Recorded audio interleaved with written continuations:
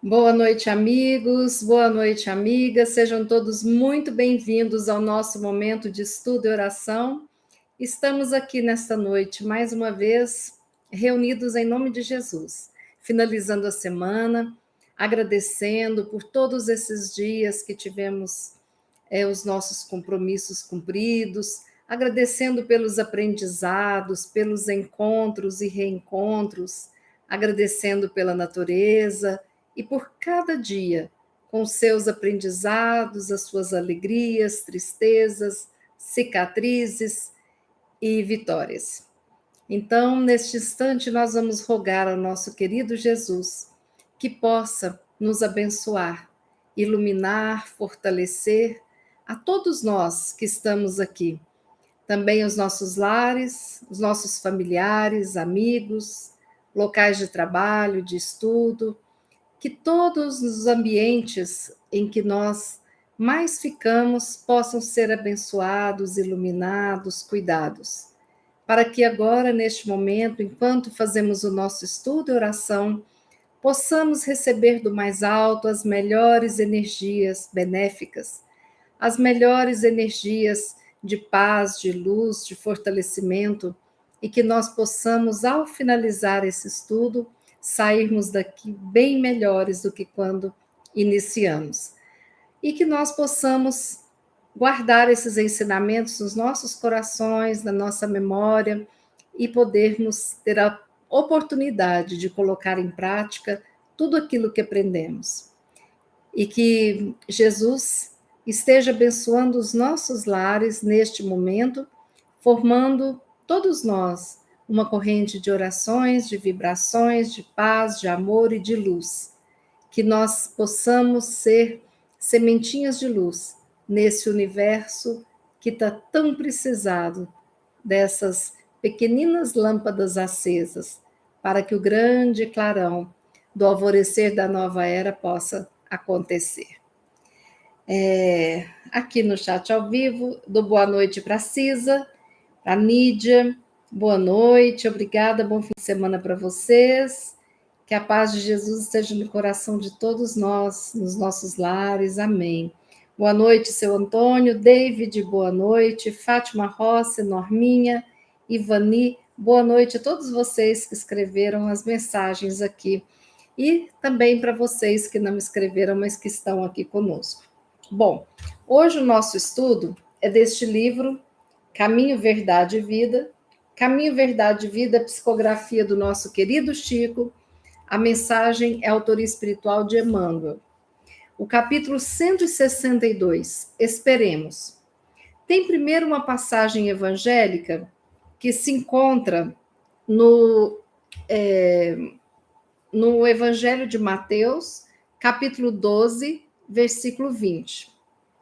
Não esmagará a cana quebrada e não apagará o morrão que fumega, até que faça triunfar o juízo. Bom, e a palavra de Emmanuel. Evita as sentenças definitivas, em face dos quadros formados pelo mal. Da lama do pântano, o Supremo Senhor aproveita a fertilidade. Da pedra áspera, vale-se da solidez.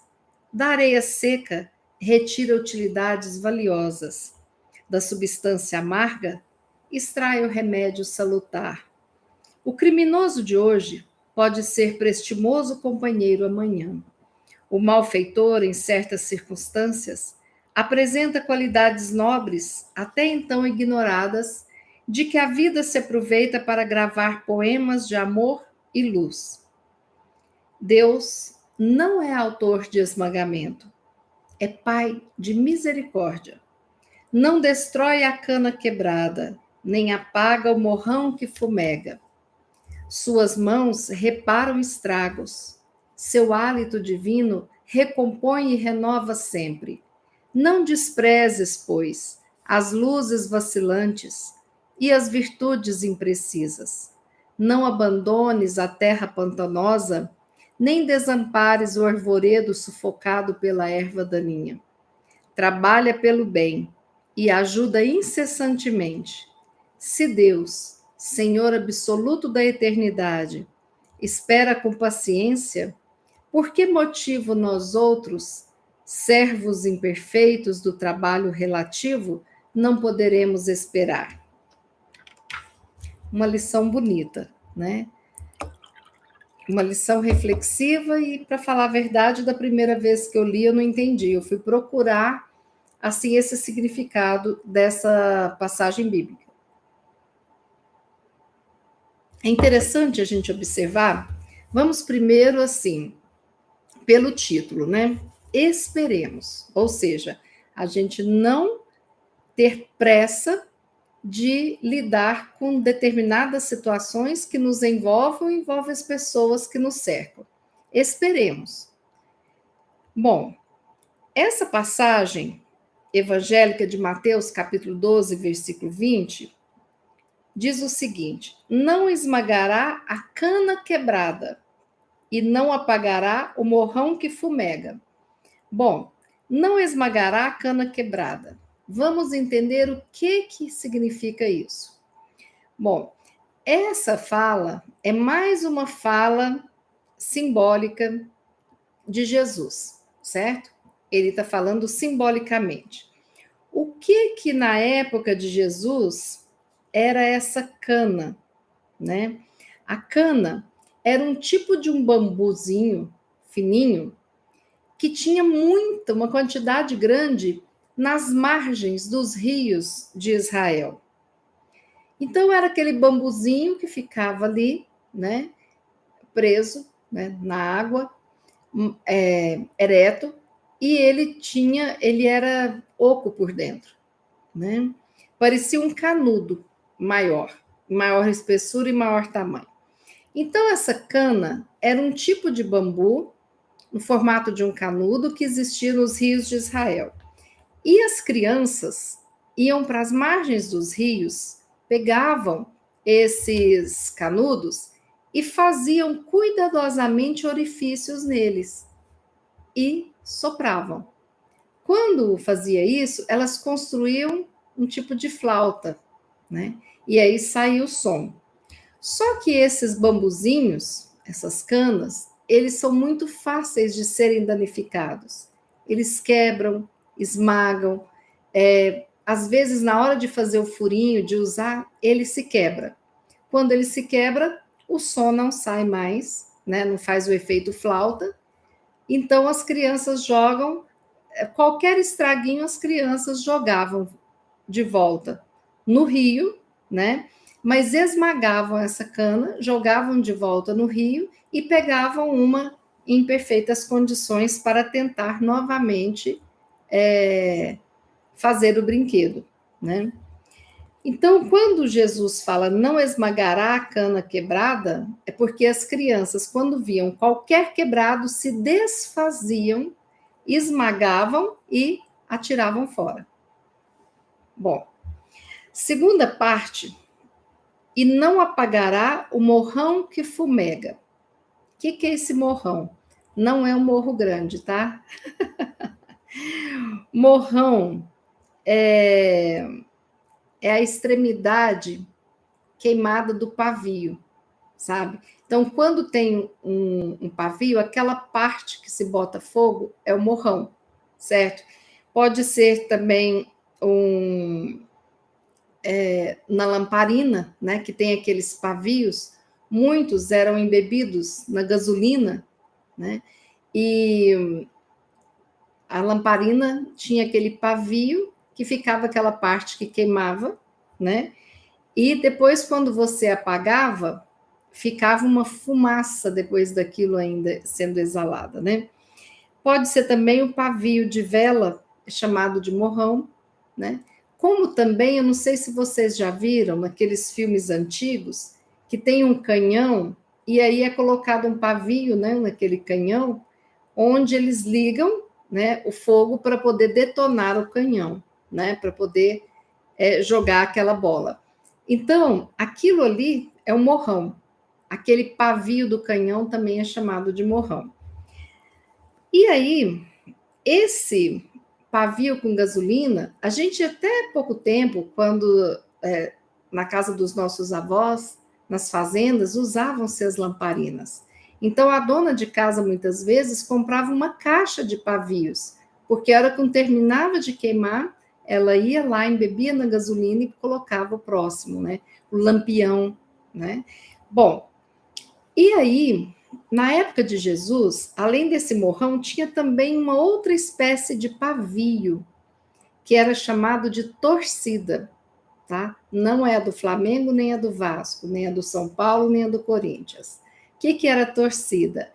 Era um tecido, como se fosse um linho, né? E aí, esse linho era enrolado, retorcido, e fazia-se um pavio com esse linho enrolado e retorcido, certo? E aí embebia esse linho retorcido no azeite. Então ficava um pavio. Aí colocava fogo e aquilo ali queimava, né? E no final fumegava muito, dava muita fumaça, né? Então o que Jesus fala? Não esmagará a cana quebrada, ou seja, não vamos esmagar o bambu que está com defeito e nem apagar o morrão que fumega, ou seja, esse pavio que está soltando fumaça, né? O que Jesus faz? Ele aproveita, ele espera uma forma de reaproveitar, né? Da melhor forma possível aquela cana e aquele morrão, certo? Então, quando a gente pensa nisso, esperemos, que é o título, e Emmanuel começa a falar: evita sentenças definitivas em face dos quadros formados pelo mal. Aqui está pedindo que nós não julguemos, mas que nós tenhamos a paciência de esperar, porque o único que pode ser o grande juiz é o nosso Pai, que tudo conhece, desde o dia em que fomos criados até o dia de hoje. Fora isso, nós não temos uma noção, um cabedal nenhum para poder julgar o outro, né? Já contei para vocês e conto aqui de novo. Tinha um frequentador do centro do Chico, que o irmão dele era alcoólatra, e ele era muito trabalhador, ajudava demais nas obras assistenciais. E um dia ele falou para o Chico: nossa, mas eu tenho uma dó do fulano, tá lá, morando naquela casinha, lá no fundo de casa, e ele só bebe, né? Perdeu a existência por conta do vício da bebida. E Chico falou: não, meu filho, você está enganado. Quando ele desencarnar, vai ter festa no céu. Por quê? Porque nas outras vidas ele fazia tudo, ele matava, ele era um espírito muito difícil. Nessa, ele não conseguiu lidar só com esse vício, mas os outros ele evoluiu muito. Então, quem somos nós para julgarmos? E acharmos que uma pessoa que frequenta o centro, uma igreja, ele tem menos provas, entre aspas, pecados, né? Ele está melhor numa situação perante o Pai. Não, nós não sabemos da vida pregressa de ninguém, então nós não podemos julgar. Porque quando nós julgamos, nós estamos vendo apenas um pedacinho da história. Nós não temos acesso aos pensamentos, aos sentimentos, nós não temos acesso às outras vidas daquela pessoa. Não podemos julgar. No meio espírita tem muito assim, umas coisas assim. Se você matou alguém com um tiro, você vai morrer com um tiro no peito. Não, não é assim. A gente não paga débitos apenas pela dor. Nós podemos pagar pelo amor. Então, muitas vezes, em uma vida, eu posso cometer vários abortos. E numa próxima vida eu posso nascer e me dedicar à ciência, descobrir uma vacina e salvar milhões de vidas. Eu não necessariamente tenho que passar por aquele processo. Então nós não podemos ficar julgando as pessoas através dos processos dolorosos que estão passando. Não julgar, mas esperar. Esperar para ver o que a pessoa tem de bom, né? Ali para poder frutificar, né? Às vezes a gente tem uma pessoa, até da família, que é muito chata, né? E a gente até nem tem muito contato, mas aquela pessoa é muito prestativa, e outras vezes cuida de outras pessoas. Às vezes a gente tem alguém da nossa família que sempre está acolhendo os outros, né? Eu tinha uma familiar que a casa dela era um verdadeiro hospital, porque ela morava numa cidade maior, então todos da família queriam se consultar, queriam fazer tratamento, quimioterapia, ficavam na casa dela. Era um verdadeiro hospital, né?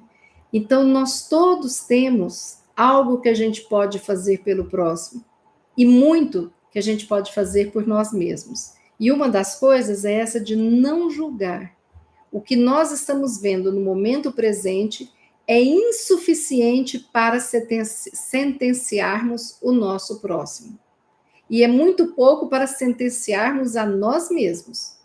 Então, por mais que nós estejamos ainda com erros, com dificuldades, com lutas muito complicadas, nós estamos ganhando um espaço para podermos reparar as questões do passado, mas nós temos a oportunidade de reparar com amorosidade. Seguindo aqui, né? Então, Emmanuel fala que do pântano existe terreno mais fértil do que um terreno pantanoso, que é próximo de uma água, né? Ele aproveita isso. Da pedra áspera, a pedra sólida constrói muralhas e tudo mais, né? Da areia seca utiliza-se, a gente até utiliza nas construções hoje, né? Da substância amarga, horrível, tem aquele remédio salutar.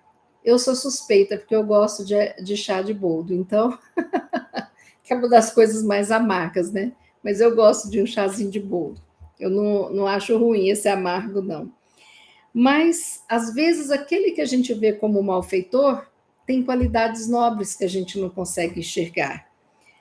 Aí Emmanuel fala uma frase aqui fantástica. Deus não é autor de esmagamentos. Então, quem é que esmaga? Somos nós. A flauta ali, se deu defeito, nós esmagamos e jogamos fora. O pavio que começa a fumegar demais, nós jogamos fora. Nós estamos vivendo épocas descartáveis, né? Era tão chique uns anos atrás usar tudo descartável e fazer aquelas montanhas de lixo, não lavar nada, não é? Pois então, a humanidade às vezes dá um passinho para frente e depois dá 10 passinhos para trás, né? Hoje em dia, por exemplo, teve uma época que coisas assim artesanais não tinham valor. Hoje o artesanato tem um valor muito diferenciado, né? Estou começando a enxergar isso, porque muitas vezes a pessoa tem uma ideia de explorar o artesão, né? Mas isso está no nosso inconsciente, porque nós já fizemos muito isso, né? Então chega aquele momento que o que é industrializado tem um valor maior, e nós estamos dando um passinho para trás e valorizando aquele crochê feito à mão, né? Aquele bordado que alguém bordou para nós, aquele ovo de Páscoa feito em casa com as crianças, né? Nós estamos dando um passinho atrás nesse esmagamento, nessa rapidez com que as coisas não nos servem mais. E nós precisamos de prestar atenção, porque aqui, Deus sendo misericórdia, ele não vai destruir essa cana quebrada e nem vai apagar o morrão que fumega. Por quê? Porque Deus, ele não despreza nenhuma ínfima luz que existe dentro de nós. Ele aproveita todos esses nossos processos de autoiluminação para seguirmos adiante. Então, Deus tem paciência. Por que ele tem paciência? Por que ele nos espera sempre? Porque ele sabe das nossas imperfeições. Então, esse título, Esperemos, ele fala de nós esperarmos não apenas o que eu vou utilizar, aquilo que pode ser quebrado. Hoje nós sabemos que nós pegamos vários cacos e fazemos mosaicos lindos, né? Do quê? Daquilo que estava ali para ser lixo e é reaproveitado de uma forma linda e artística. Mas quando nós falamos de esmagamentos, como que nós somos esmagados nessa vida? Como que nós somos esmagados? Nós somos esmagados por alguém que se utiliza da nossa boa vontade para levar o mal a outra pessoa. Nós somos esmagados quando nós nos iludimos, achando que os bens materiais são mais importantes que os bens da alma nessa vida. Nós somos esmagados quando acreditamos em promessas vãs, quando somos levados pela aparência, né? E quando a gente se sente muito pequeno, nós estamos nos sentindo esmagados. Quando somos muito humilhados, passamos por dificuldades. Às vezes nos sentimos esmagados quando estamos enfrentando uma doença, uma dificuldade. Às vezes quando perdemos um ente querido. Às vezes quando terminamos um relacionamento, ainda amando a pessoa. Então existem infinitas formas de nos sentirmos esmagados. E infinitas formas de esmagarmos o outro. Só que Deus não é pai de esmagamento. É pai de quê? É pai de misericórdia, de amor, de bondade, de justiça. Então o Pai nunca nos esmagou e jamais vai nos esmagar. Se estamos passando por dificuldades, é porque nós precisamos aprender com elas. Estamos em processo de reparação das nossas dívidas, dívidas kármicas de outras vidas, dívidas desta vida mesmo. Mas nós temos que colocar dentro do nosso coração a certeza de que estamos vencendo e que iremos vencer. Todos nós que estamos aqui hoje reunidos, temos a oportunidade de refletirmos sobre a trajetória da nossa vida e sabermos sim que somos vencedores. Ainda há muito que ser trabalhado, mas já trabalhamos muito também. Nós não somos ainda tão primitivos assim, não somos. Já galgamos muitos degraus da escalada evolutiva, mas ainda faltam muitos. E o processo da vida é esse mesmo. É nós continuarmos sempre evoluindo, sempre. Então, nós precisamos de esperar quando o outro está quebrado, né? Nós não podemos ser aquele que esmaga quem está quebrado. Tem um ditado que fala que a gente não chuta cachorro caído, né? Então, nós não podemos esmagar aquele que já se encontra quebrado. Então, se eu sei que a pessoa está numa autoestima complicada, como que eu vou chegar para essa pessoa e, de repente, falar algo que piore a autoestima dela? Se eu percebo que a pessoa está com medo de fazer um exame, como que eu posso chegar para essa pessoa e falar de tudo de ruim que pode dar nesse exame? Se eu percebo que a pessoa está com uma dificuldade financeira, como que eu posso falar do quanto eu possuo de posses, ou de honras, ou de no trabalho, né, e tudo mais? Na realidade, eu até poderia falar, se fosse sem ser para contar vantagens, né? Porque se o meu intuito é falar assim, olha, você lembra daquela fase que eu passei? Hoje, olha, tudo passou. A gente tinha uma vida tão difícil, hoje está tudo mais tranquilo. Confia que vai passar. É diferente, né, da pessoa que fala para se sentir maior que o outro. Qualquer um que esteja mais inteiro é maior do que alguém que está quebrado, né? Maior no sentido de possibilidades. Mas muitas vezes nós não percebemos que estamos inteiros e insistimos em nos esmagar, né? E é isso que colabora para muitas doenças da alma, do corpo e da mente.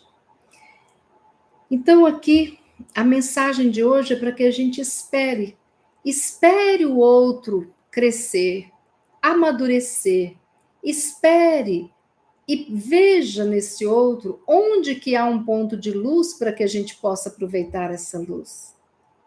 É aguardar, esperar, observar e fazer algo de maravilhoso por mim e pelo próximo, né? E aí, aqui no final, Emmanuel fala: trabalha pelo bem, ajuda incessantemente, enquanto espere, ajude, né? Se Deus, que é o Senhor absoluto da eternidade, espera com paciência, por que motivo nós outros servos imperfeitos do trabalho relativo não poderemos esperar? Olhem a distância que existe entre um servo imperfeito do trabalho relativo do Senhor absoluto da eternidade, né? Então, se o Pai espera, se o Pai não esmaga nem a cana, nem o pavio fumegante, por que que nós, que somos simples ainda, que quase não entendemos os processos pelos quais passamos, como é que nós vamos achar que entendemos o processo dos outros, né? Então, nós não podemos abandonar a terra pantanosa, não podemos desamparar o arvoredo sufocado pela erva daninha. Nós não podemos desistir daquela criança que está pré-delinquente. Nós não podemos deixar de cuidar dos parentes difíceis, dos pais complicados. Há muitas formas de cuidar. Nós não podemos achar que somos melhores do que aqueles que fazem a limpeza do nosso trabalho ou da nossa casa. Tudo isso é uma forma da gente se manter inteiro, é da gente se manter sem estar quebrado. Os nossos sonhos não podem ser esmagados. Os nossos objetivos também não. Por isso que nós precisamos ir construindo o nosso futuro, plantando bondade, plantando amor, plantando paciência, espera, para que isso tudo frutifique em flores de gratidão, de alegria na minha vida futura. Esperemos.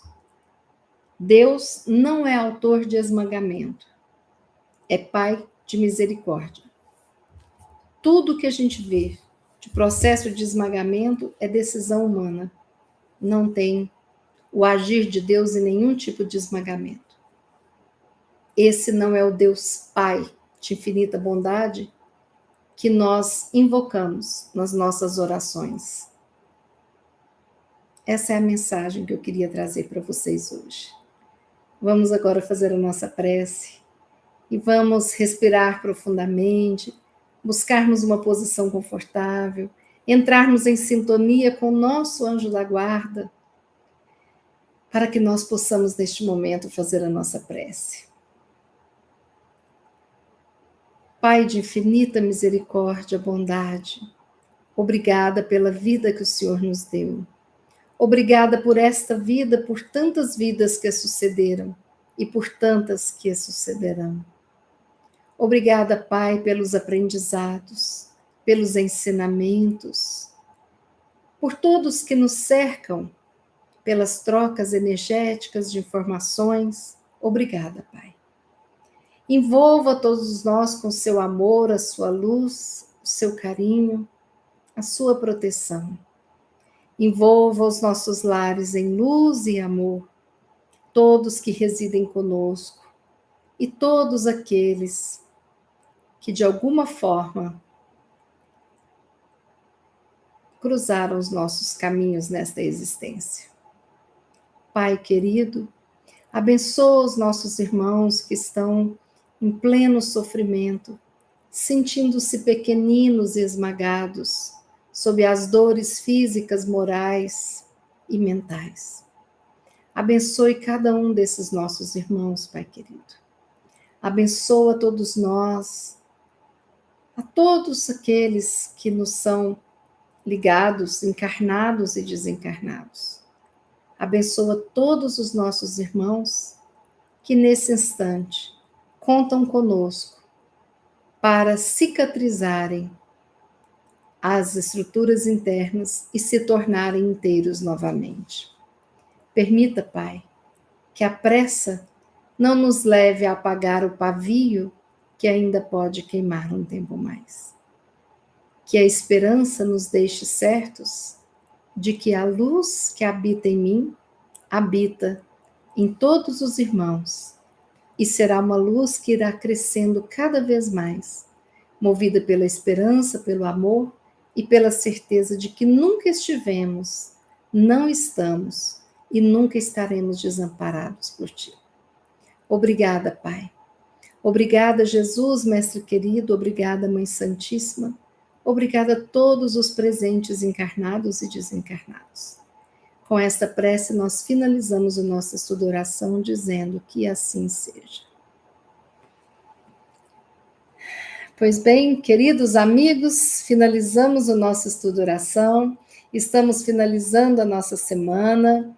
Eu desejo a todos uma noite maravilhosa, reparadora, de energias, que o nosso final de semana seja fantástico e a nossa próxima semana maravilhosa. Na próxima segunda, 20 horas, teremos o nosso estudo de oração ao vivo. Quarta, 20 horas, e na outra sexta, 18 horas.